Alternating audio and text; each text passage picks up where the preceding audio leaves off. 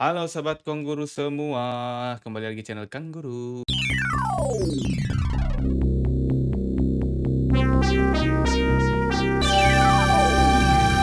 Kali ini kita akan membuat sebuah tabel. Tabelnya judulnya daftar penjualan mobil semester pertama ya. Ini contoh tabel yang pernah digunakan di video sebelumnya. Lihat aja di bagian kartu sebelah sebelah mana? Sebelah situ lah ya. Tapi dimodifikasi sedikit ya. Apa namanya? Kolomnya ini ada kolom nomor, nama, lalu juga penjualan mobil pada bulan Januari, Februari, sampai Juni ya, 6 bulan, kan semester itu 6 bulan ya. Lalu ada jumlah penjualannya ada berapa, keterangannya, nih ini yang baru ya, keterangannya ini aman atau harus dievaluasi kinerjanya, lalu ada grade-nya, grade-nya itu mendapatkan surat peringatan, dia cukup target, melebihi target, atau bonus 25% ya. Ini kriterianya, standar penjualan secara otomatis. Ya, jadi semuanya tidak dimasukkan ke dalam rumus nih. Kalau misalkan kita standar penjualannya diganti, tidak usah kita ganti rumus satu per satu, tapi tinggal kita ganti di sini saja. Misalkan standar penjualnya berapa unit nih? 25 unit. Nah, pasti ada yang berubah ya, jadi otomatis seperti itu ya. Lalu jika kurang dari 20 maka status evaluasi. Jadi targetnya itu, tidak boleh kurang dari 20 ya. Grade pegawai kurang dari 20 itu SP1, berarti dia 0 sampai 19 itu SP1 ya. 20 sampai 25 dia cukup target, 26 sampai 30 lebih dari target, 31 sampai 35 itu bonus 25%, oke? Sip. Kita lihat dulu nih di bagian grade, tadi udah dijelaskan ya, 19 itu SP1, 25 itu cukup target, 30 melebihi target, lebih dari 31 itu bonus 25%. Nanti dijelaskan kenapa yang diambilnya itu angka, maksimumnya ya, bukan minimumnya atau bahkan keduanya, ya. Nah, untuk tabel yang seperti ini, kita bisa menggunakan sebuah formula dalam Microsoft Excel, yaitu, disebutnya if kondisional ya. Jadi if itu adalah kayak semacam apa ya, logika gitu loh ya, logika kalau seandainya nih, if itu kan jika artinya. Jika misalkan, menjual kurang dari 20 maka evaluasi, lainnya adalah aman, seperti itu ya. Oke, kita langsung salin dulu aja, kita buat, apa namanya, tabel di sebelah kanan ya. Mulai dari judul.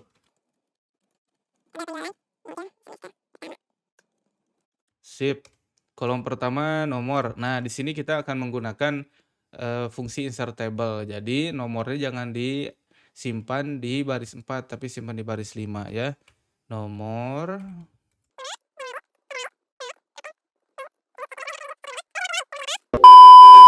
Sekarang kita rapikan judulnya. Kita rapikan judulnya sampai ke kanan, ke grade ya.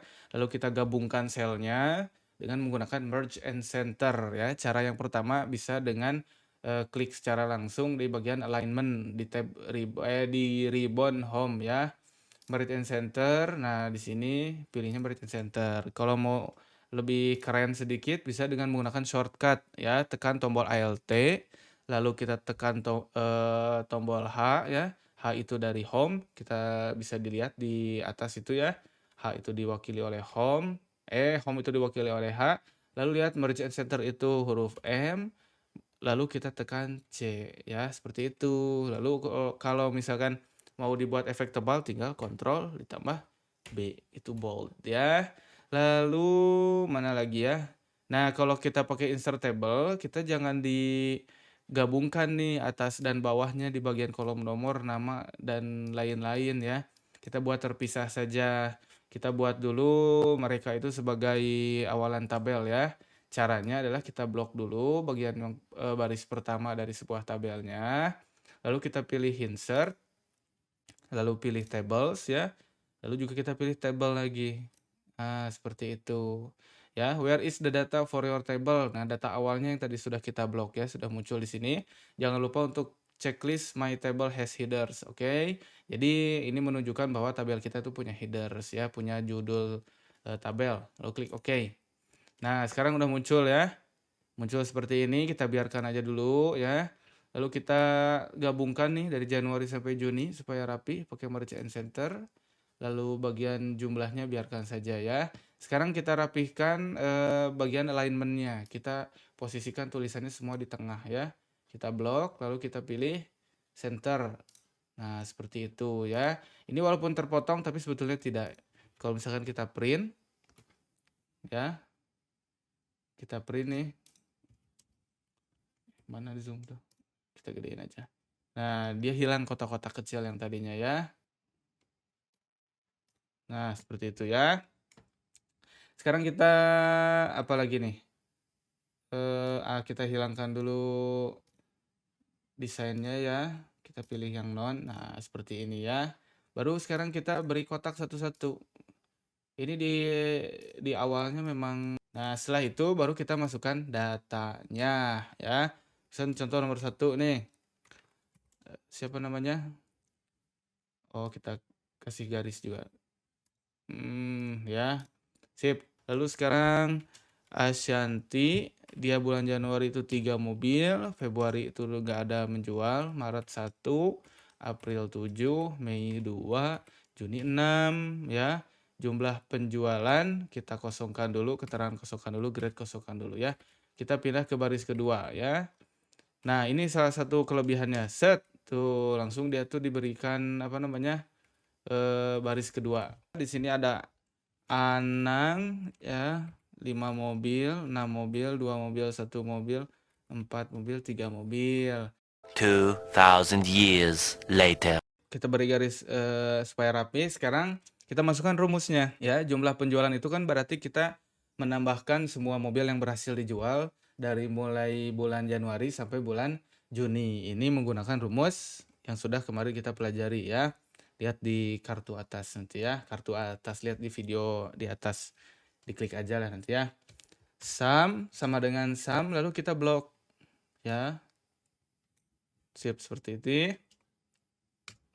Nah, sekarang perbedaan dengan membuat tabel secara manual atau cara biasa saja adalah kalau misalkan dengan menggunakan insert table, dia itu otomatis akan menyesuaikan dengan baris yang ada di atas. Kalau di atas sudah kita masukkan, bukan menyesuaikan dengan baris yang di atas, menyesuaikan kolom itu dengan format yang sama ya. Kalau misalkan kita udah memasukkan sebuah rumus, maka satu kolom itu semuanya rumusnya diberikan yang sama ya. Seperti itu salah satu keuntungannya juga ya. Kenapa itu jadi keuntungan? Karena bayangkan kalau apa namanya, baris dari data yang kita olah itu ada 1000 baris misalkan. Kalau pakai cara manual kan kita harus tarik ke bawah atau misalkan kita harus copy paste ya. Oh, ini enggak, tinggal masukin enter langsung keisi semua ke bawah ya. Nah, untuk keterangannya, sebelum kita masukkan rumusnya, kita harus memasukkan dulu variabel pembantunya. Di sini ada 2 variabel pembantu ya. Untuk mencari keterangan kita pakai standar penjualan. Sip, seperti itu ya. Kita rapikan dulu. Nah, sekarang kita coba dulu standar penjualannya misalkan sama dulu ya, 20 unit. Nah, untuk memasukkan rumus if ya, ini sama dengan rumus-rumus yang lainnya, yaitu harus diawali dengan tanda sama dengan ya. Lalu kita tuliskan if, I dan F ya. If, lalu kurung buka. Nah, di sini poin pertama yang harus dimasukkan adalah logical test. Logical test ini maksudnya adalah kayak lebih besar dari, kurang dari, lebih besar sama dengan, lebih kurang sama dengan, atau sama dengan, seperti itu logical testnya itu ya. Kalau misalkan di sini yang jadi patokan kan jumlah penjualan. Kolom jumlah penjualan ini kita klik. Seperti itu ya. Jika jumlah penjualan lebih besar ya, sama dengan dari 20 ya, 20-nya tidak kita ketik seperti ini. Tapi 20-nya kita masukkan saja alamat sel di mana standar penjualan itu berada. 20 ini kan ada di sel D27 ya. Jadi kita klik aja di situ. Nanti akan muncul D27. Lalu ingat, karena nanti akan digunakan ke baris yang ada di bawahnya, otomatis kalau kita tidak kunci D27 ini, dia akan berubah. Baris 2 jadi D28, jadi D29, D30, seperti itu ya. Ini contohnya nih. Kita bikin dulu setengah rumus aja dulu ya. Jika D27, bukan setengah rumus, kalau ini udah full ya. Ini pendek if-nya cuma ada 1 ini. Jika jumlah penjualan lebih dari sama dengan D27, maka pakai tanda koma, maka tampilkan kata aman ya, pakai tanda petik dulu, petik yang ganda ya. Kita tulis aman, kapital semua ya. aman, ya. Kalau misalkan tidak memenuhi lebih dari sama dengan 27, maka dia evaluasi, seperti itu. Ya, karena pilihannya hanya 2 ya, jadi bentuk rumus if-nya seperti ini. Sama dengan if kurung buka, jumlah penjualan lebih dari sama dengan D27 atau dalam kasus ini adalah, nominalnya 20 ya, maka dia akan aman. Jadi kalau menjual 21, 22, 23, 24, 25 dan seterusnya itu aman tulisannya. Tapi kalau tidak masuk kriteria aman, maka dia akan langsung evaluasi ya. Karena pilihannya 2 lebih dari sama dengan D27 atau enggak ya. Kita enter. Harusnya si Ashanti ini evaluasi. Nah, betul kan evaluasi? Nah, kalau misalkan Ashanti ini udah benar, kita lihat nih ke bawah nih. Anang aman iya, Andin aman iya, Ade aman iya, Budi aman iya, Cardi 19 kok aman. Sedangkan Ashanti tidak aman. Ya, karena tadi D27-nya tidak kita kunci. Nih lihat nih. Di baris pertama dia patokannya masih D27. Tapi di baris kedua dia jadi D28, 29, 30, 31. Kalau kita klik tuh yang aktifnya ada di sini. Jadi seperti itu konsep Excel. Kalau misalkan pada saat kita copy dia ingin tetap seperti itu ya, kita harus kunci. Masing-masing itu ada fungsinya tersendiri. Yang tidak dikunci ada fungsinya sendiri, yang dikunci ada fungsinya sendiri. Kalau yang patokannya pada satu sel, dimanapun rumusnya dimasukkan itu harus pakai kunci. Tuh, baru berubah kan? Betul, Budi dan Cari itu evaluasi, Sarah itu evaluasi. Lalu kapan kita tidak harus mengunci? Contohnya ini jumlah penjualan ini. Karena makin ke bawah, dia kan barisnya juga berganti. Jadi tidak harus dikunci barisnya. Seperti itu ya. Kita masuk ke grade. Nah, kalau grade di sini juga punya variabel tersendiri mulai dari SP1 sampai bonus 25%. Jadi kita harus tulis juga. Kalau nggak ditulis nggak akan bisa lah. Ya, grade yang pertama kalau 19 maka dia SP1. Kalau 25 dia cukup 2,000 years later. kita rapikan dulu. Sip, sekarang kita masukkan grade-nya. Grade-nya dia masih pakai if, ya. Tapi berbeda kalau yang keterangan tadi kan bunyi if-nya tuh if jumlah penjualan lebih besar sama dengan 20, maka aman. Selain itu evaluasi. Kan cukup segitu titik ya. Nah, kalau grade itu tidak, ya. Bunyinya seperti ini. Sama dengan if jumlah penjualan 0 sampai 19 atau kurang dari 20 ya, maka SP1. Tapi jika, nah ada jikanya lagi, tapi jika dia menjualnya kurang dari sama dengan 25, maka dia cukup target. Tapi jika dia menjualnya kurang dari sama dengan 30, maka melebihi target. Seperti itu ya. Nah, sisanya pasti dapat bonus di 25%. Seperti itu kurang lebih. Ini langsung dituliskan di bagian grade-nya. Nanti Kang Guru jelaskan kembali kepada sobat Kang Guru ya. Emang agak-agak ribet if ini ya. Tapi kalau udah paham nggak susah pakainya. Sama dengan jika nih pakai if ya.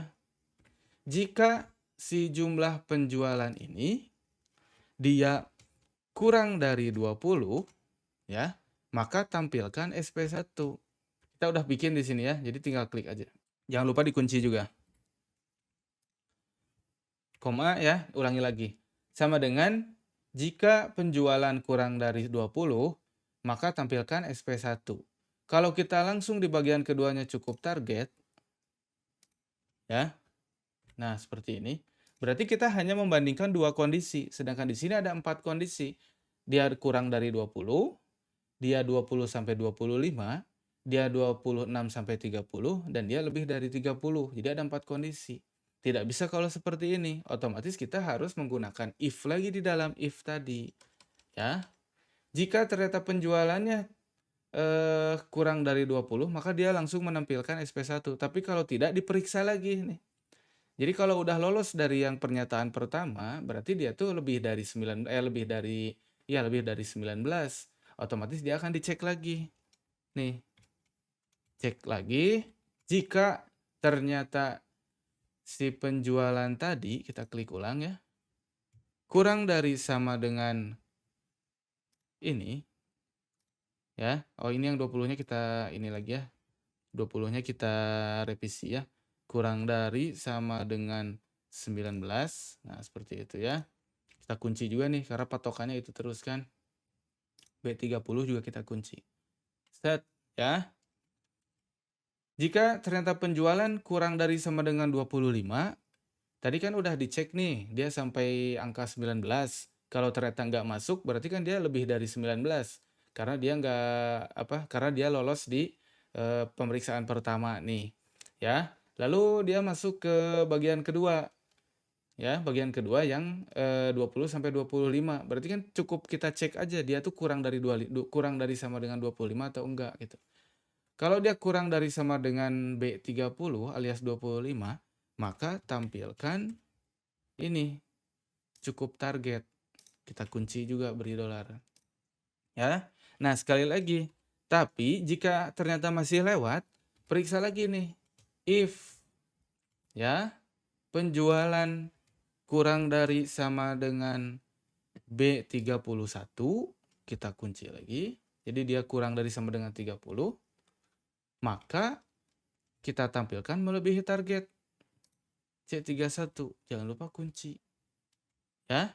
Nah, yang terakhir, karena kita tidak harus memeriksa ya. Kalau dia ternyata enggak kurang dari sama dengan 19, dia juga enggak kurang dari sama dengan 25, dia enggak kurang dari sama dengan 30, otomatis kan dia lebih dari 30. Jadi langsung aja. Ini baru bisa, bonus 25%. Seperti itu ya. Apa nih? Missing closing parenthesis. Oh, kurungnya 1, 2, 3. Nah, muncul langsung ya. Nah, seperti itu ya. Kang Guru coba jelaskan lagi ya dengan sebuah ilustrasi ya. Jadi ibaratnya nih si Ashanti nih. Jangan Ashanti lah. Oh, Ashanti dulu. Ashanti ini jumlah penjualannya 19. Datang nih 19. Ya. Pintu pertama nih memeriksa dia. Kamu kurang dari sama dengan 19 enggak? Kalau iya, kamu masuk ke pintu saya. Nah, kayak gitu. Kalau udah masuk, berarti udah rumusnya nggak dilanjutin. Si if-nya tuh walaupun panjang, tapi selesai di situ ya. Berarti Ashanti itu udah langsung masuk ke pintu pertama. Nah, sedangkan yang Anang nih, kita coba yang Anang ya. Dia 21 nih, datang menghadap pintu pertama. Kamu kurang dari sama dengan 19 nggak nih? Oh enggak, saya 21. Oh, lewat. Lewat dia dari pintu pertama. Ketemu pintu yang kedua. Ya, yaitu yang kurang dari sama dengan 25. Kamu kurang dari sama dengan 25 nggak nih? Oh iya, saya 21, saya kurang dari sama dengan 25. Masuk di situ, berhenti di situ. Nah, di sini ada contoh nih yang 30 si Andin nih. 30 dia datang nih. Diperiksa di pintu 19, kurang dari sama dengan 19. Ternyata dia lebih besar dari 19, berarti kan lewat nih. Pintunya dia lewat. Lalu datang pintu kedua, kurang dari sama dengan 25 enggak nih? Oh, ternyata enggak, dia lebih dari 25 karena dia 30. Dia lewat lagi. Nah, pintu terakhir ada 2 pintu nih. Pilihannya kamu masuk yang kurang dari sama dengan 30 atau langsung aja masuk ke lebih dari 30. Yaitu tadi yang ditandai C31 dan C32. Dia hanya dipisahkan oleh koma aja, nggak pakai if lagi. Ternyata dia langsung masuk ke yang kurang dari sama dengan 30. Nah, berlaku juga untuk Budi. Budi itu semua pintu dia lewati sampai dia pada akhirnya masuk ke pintu yang bonus 25%. Jadi seperti itu. Ibarat tuh kayak banyak pintu gitu loh. Kalau misalkan dia udah sesuai kriteria, dia langsung masuk pintu terdekat. Kayak gitu ya. Mm-mm. Apalagi ya yang harus dijelasin. Oh, warna ya, masalah warna. Masalah warna kita ingin yang evaluasinya merah, yang amannya hijau ya. Seperti biasa, tinggal kita blok, conditional formatting, lalu color scales. Kita coba nih, ada yang cocok nggak? Ternyata nggak lolos. Nggak lolos, ternyata nggak muncul. Kenapa nggak muncul? Karena color scales yang berwarna ada di sini, dia tuh rules-nya adalah melekat pada angka ya, mulai dari angka paling kecil sampai angka paling besar. Kalau misalkan kita mau memasukkannya berupa tulisan, kita pilih more rules ya, lalu pilih yang format only cells that contain ya.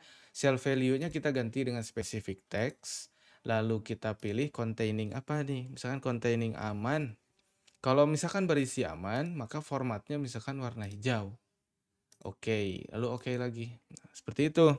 Lalu untuk evaluasi, kita pilih, conditional formatting lagi, pilih color scale lagi, pilih more rules ya, lalu kita pilih, masih yang contain tadi, lalu selnya jadi specific text, ya kita tulis evaluasi ya, formatnya isi warna merah.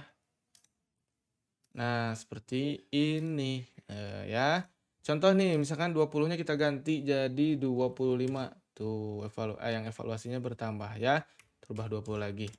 Sip, mungkin cukup segini aja dulu, apa namanya, video dari Kang Guru episode sekarang, episode kayak film aja ya.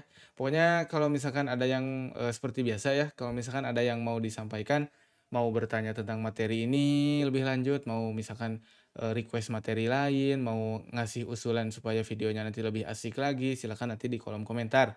Jangan lupa juga untuk klik tombol subscribe, lalu juga bunyiin loncengnya ya, karena klik tombol subscribe sama bunyi lonceng itu kan gratis ya. Lalu yang terakhir jangan lupa share ke teman-teman seperjuangan yang memang sedang belajar Microsoft Excel. Oke, cukup segini aja. Bye bye. Sampai jumpa di video selanjutnya.